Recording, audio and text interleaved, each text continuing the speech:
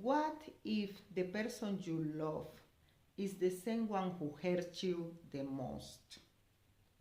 In 2009, the world watched in shock as Rihanna, a global icon, was physically assaulted by her partner. The photos were hard to look at, but what was harder to see was what came after. The psychological wounds, the shame, the silence. This is not just a celebrity scandal. It's a reality millions live in silence every day. Hi, I'm Dr. Katia Batista, psychiatrist. We cannot continue this trauma series without pausing to acknowledge one of its deepest roots: violence.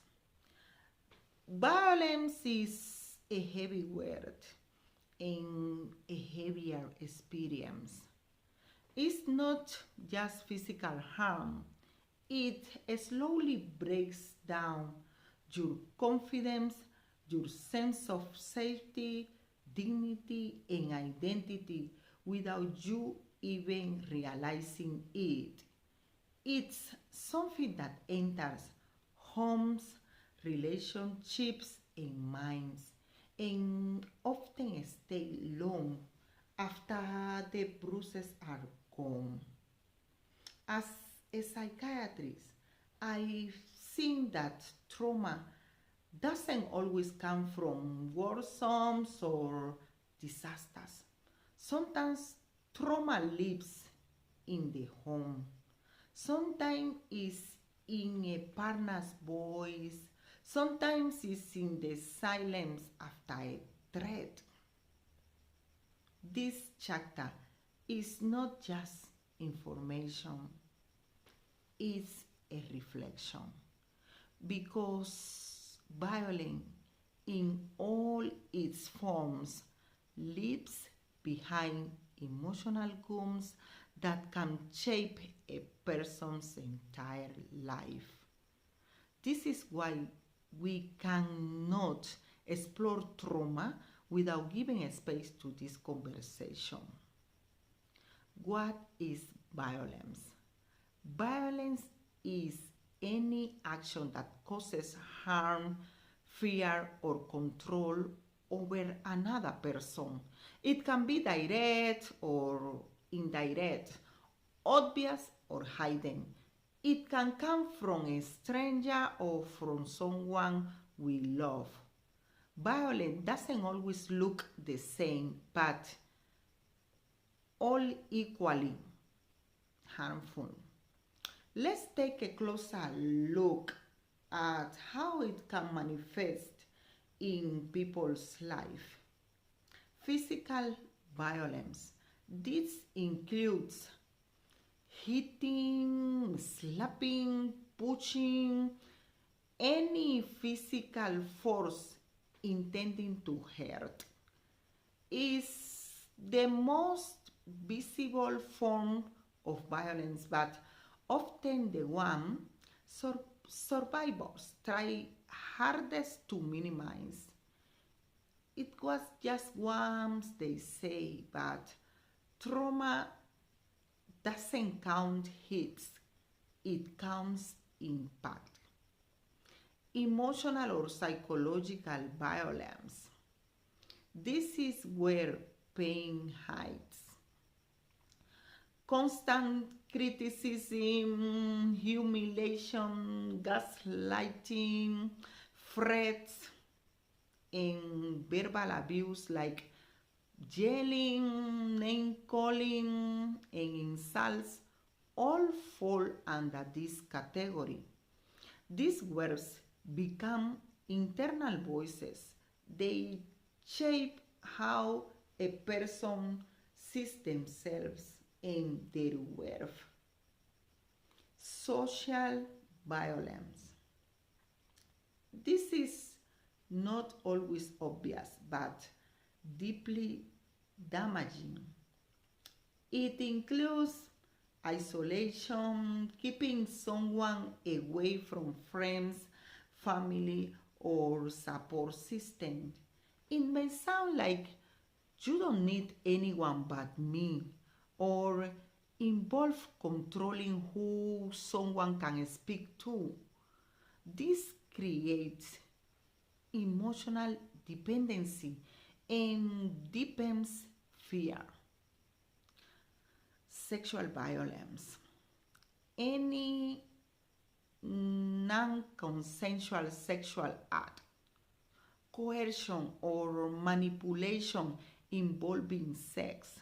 This includes within relationships where those who go through these are often silenced.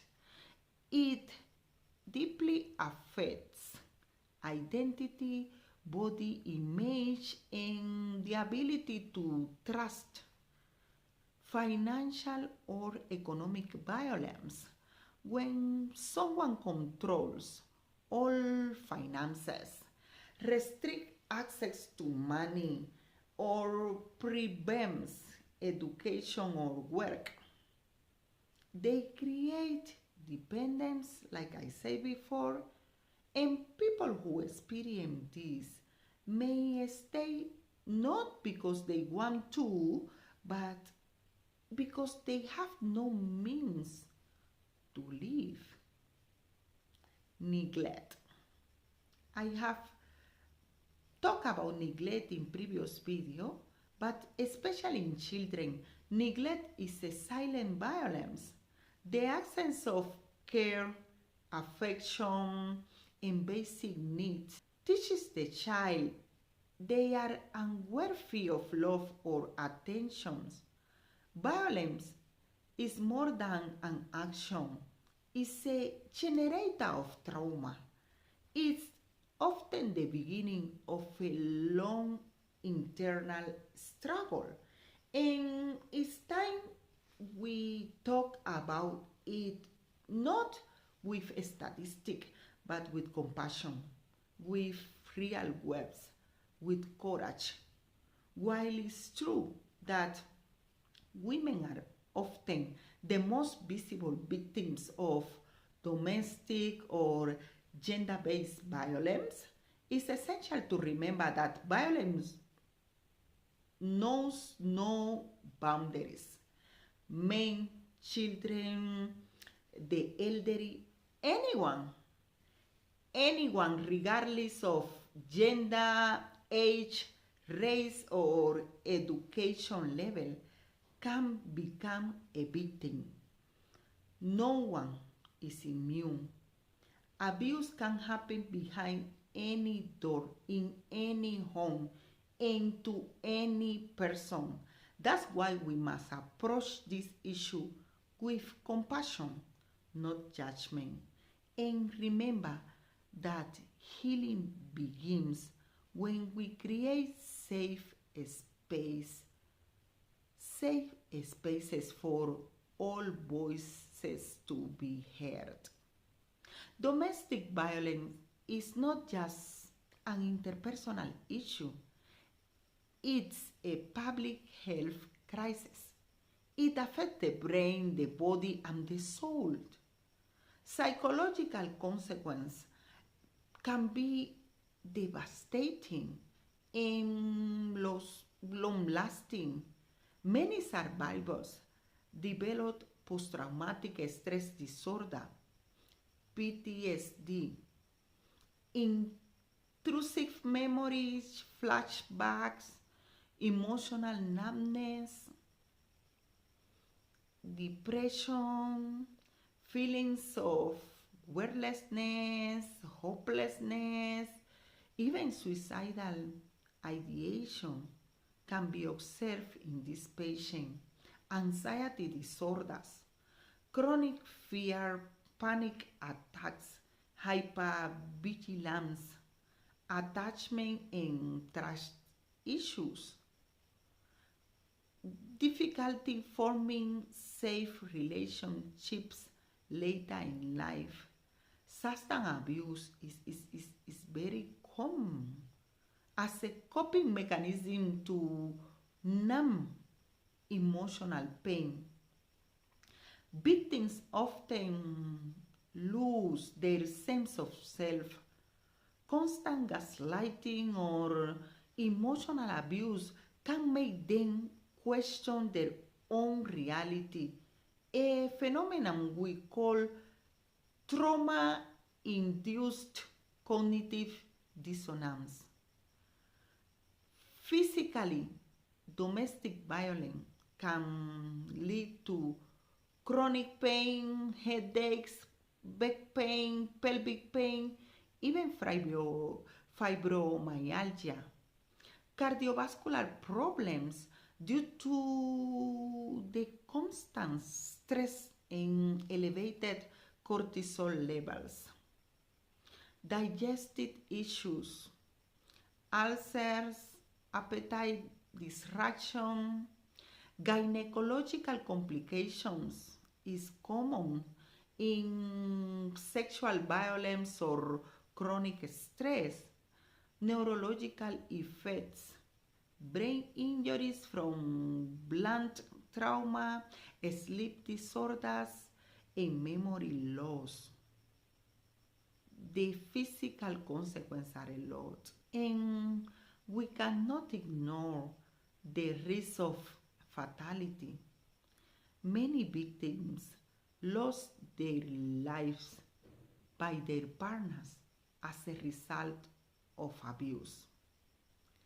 The cycle of violence is important to understanding because people often ask, why didn't she just leave, as if living were simple? Survivors ask themselves that too.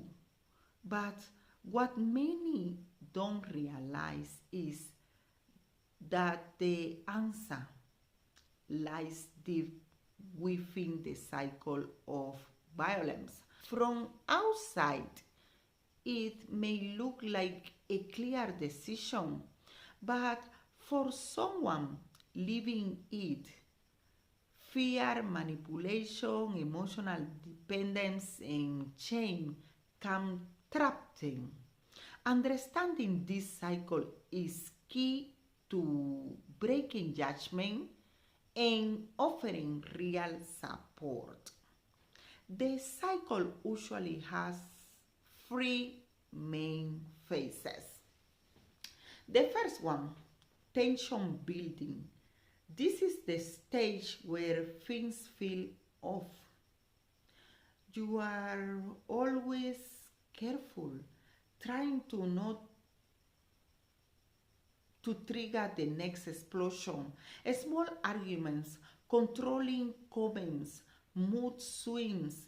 The victim often tries to calm things down, to please, to avoid a blow up. Anxiety builds slowly but constantly. Second phase, acute explosion. This is the moment of the actual abuse. Verbal, emotional, physical, or sexual. It might last minutes or hours. It's sudden, intense, and horrible. This is the part people often imagine when they think of domestic violence, but it's just one part of the loop. The third phase, reconciliation or honeymoon phase. After the explosion comes the apology. Promises, flowers, I will change. The perpetrator may cry, show vulnerability, or even blame stress or alcohol. This is where confusion sets in because love and fear mix. Hope returns until the tension starts building again, This cycle doesn't just repeat, it gets tighter and more dangerous over time. The honeymoon phase may shorten or disappear altogether. The abuse escalates. The victim becomes emotionally wound down, unsure of what's real or safe anymore, unfortunately. Let's understand now the perpetrator. Talking about the perpetrator is uncomfortable but necessary. Most abusers don't fit the image we expect. They can be charming in public, respected in their communities, even loved by their victims, but behind closed doors, they use power and control to dominate. Some do it out of learned patterns, others from untreated trauma, some out of pure entitlement. But none of those reasons justify the harm they cause. It's important not to excuse but to understand, like I said, because understanding helps us break the cycle, protect victims, and hold perpetrators accountable. So again, why people don't just leave? Living an abusive situation is not easy. Victims may face fear of revenge, financial dependence, shame, cultural or religious pressure, trauma, bonding. The question is not why don't they leave, is how can we help them feel safe enough to go. Here are signs someone may be experiencing violence: unexplained injuries, isolation from loved one, sudden change in the behavior or mood, always checking in with their partner, low self-esteem or guilty. If you notice this, listen without judgment, support without pressure. It's not an easy situation. As a psychiatrist, I've seen firsthand how violence, especially domestic and emotional violence, lives deep, invisible wounds. It often results in trauma, which can manifest as chronic anxiety or panic attacks, depression, low self-worth, suicidal thoughts, sleep disorders, somatic pain, gastrointestinal issues, dissociation, post-traumatic stress disorder, or even psychotic disorders in severe cases. But healing is possible. The first step is speaking up. If you are living in fear, if you are constantly walking on eggshells, if your partner makes you feel worthless, confused, or terrified, this is not love. You don't have to go through it alone. Seek help from professionals, support groups, shelters, or someone you trust. We in mental health are here to listen without judgment.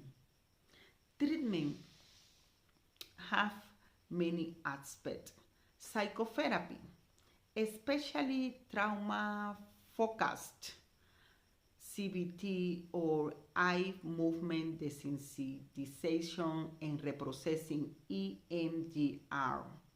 This specialized therapy helps individuals reprocess traumatic memories in a way to reduces their emotional charge, allowing the person to confront the trauma without the intense feeling attached.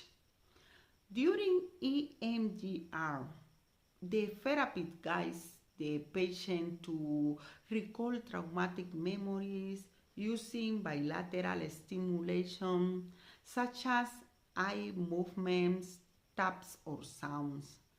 This process helps the brain reprocess the memory, integrating it more naturally and reducing the emotional impact. EMDR is often used for individuals, like I said, with PTSD, but can be helpful for a lot of trauma-related conditions, including anxiety, depression, and panic disorders. It's been shown to produce faster and longer-lasting results compared to other therapeutic methods. Medication may be needed to stabilize depression, anxiety, or sleep. And what is essential is the social support, rebuilding community trust and control. Remember, violence is not just a relationship problem, it's a public health issue.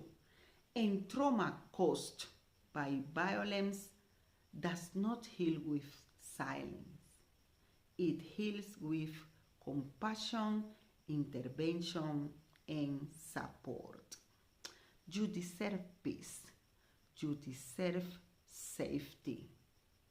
If you are in a violent relationship, you are not alone, and it's not your fault. Help exists. Healing is possible, and no one deserves to live in fear. Subscribe to my channel for more videos that shine light on trauma, healing, and mental health. Share this video with someone who may need it. Let's break the silence together. Thank you.